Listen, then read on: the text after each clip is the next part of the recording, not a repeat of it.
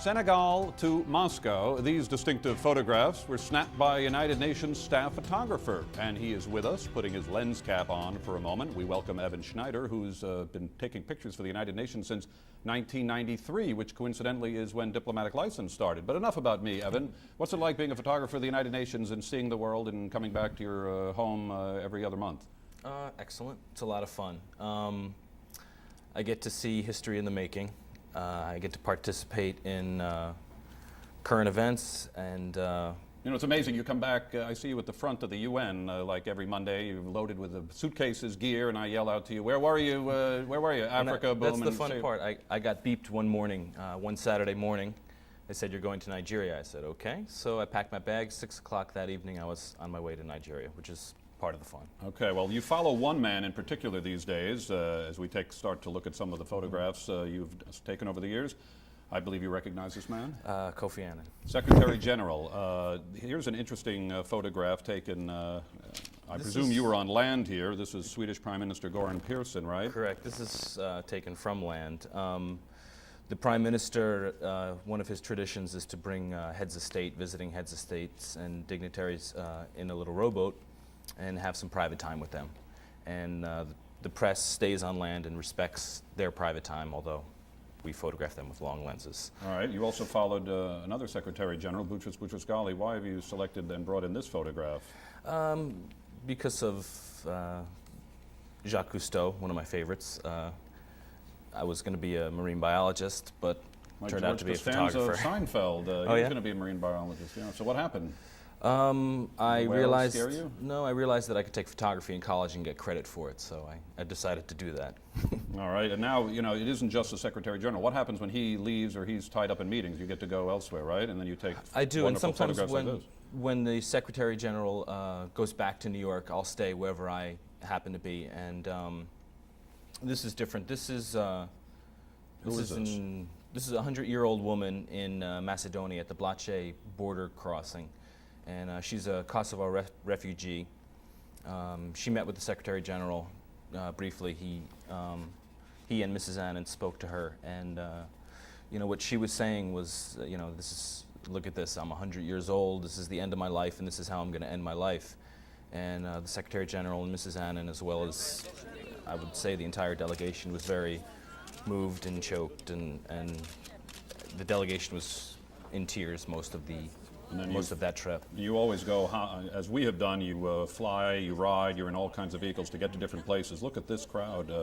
Where is that? This is in Albania, in Kukes, the refugee camp. You could see the tents in the background. I had to jump up on a truck, and sometimes fighting the crowds, as you know, is rather difficult. I've had flashes ripped off my camera. I've been jostled around, and in this camp as well, the security would actually not push you out of the way, but hit you out of the way to protect the Secretary General, which is...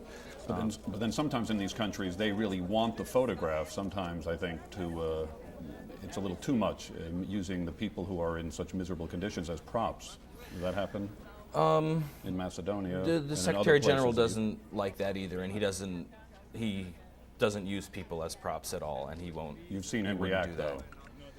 Yes. What do you feel when you're taking pictures of people who are in such desperate conditions? It's very heart-wrenching, and especially in Albania, in the refugee camps. We went into a tent, and the Secretary General spoke to one family, and you know, again, the delegation was moved to tears, and it looked to me that the Secretary General was moved to tears as well, and very difficult situation when you are talking to a family that they don't know where their rest of their family is, and it was very distinct. You could tell that the young men were missing. Okay, let's move on to other photographs. Mother Teresa, I'd say the most interesting person I've photographed. We went to visit her in at the Missionaries of Charity up in the Bronx, and when we walked in, there was an extra chair. There were 3 chairs. The Secretary General was sitting down. Mother Teresa was sitting down. Then the Secretary General said to me, "Oh, Evan, why don't you have a seat?" And I sort of showed him my cameras and said, "You know, sir, I'm photographing, that's okay. And then all of a sudden, Mother Teresa asked me to sit down, and down I sat. But she looked at me, and she looked at the Secretary General, and she looked at our security and everybody with the same eyes, made no distinction of who anybody was. What country fascinates you the most? We seem to have a lot of Africa pictures.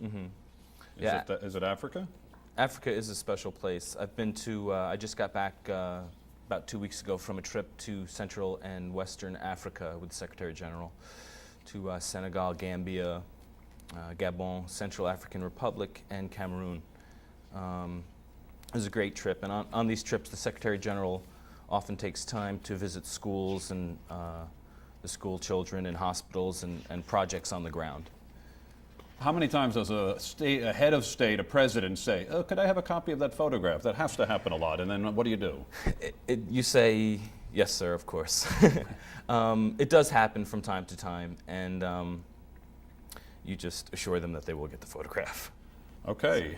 Well, we already have our tape. We don't need it. Evan Schneider, thank you very much. UN staff photographer. Thank you. Your work is also sold to wire services and other things like that? Given free to wire services, Department of Public Information. I think you still have some pictures of us, myself and my producer, that I may talk to you after the show. Yes.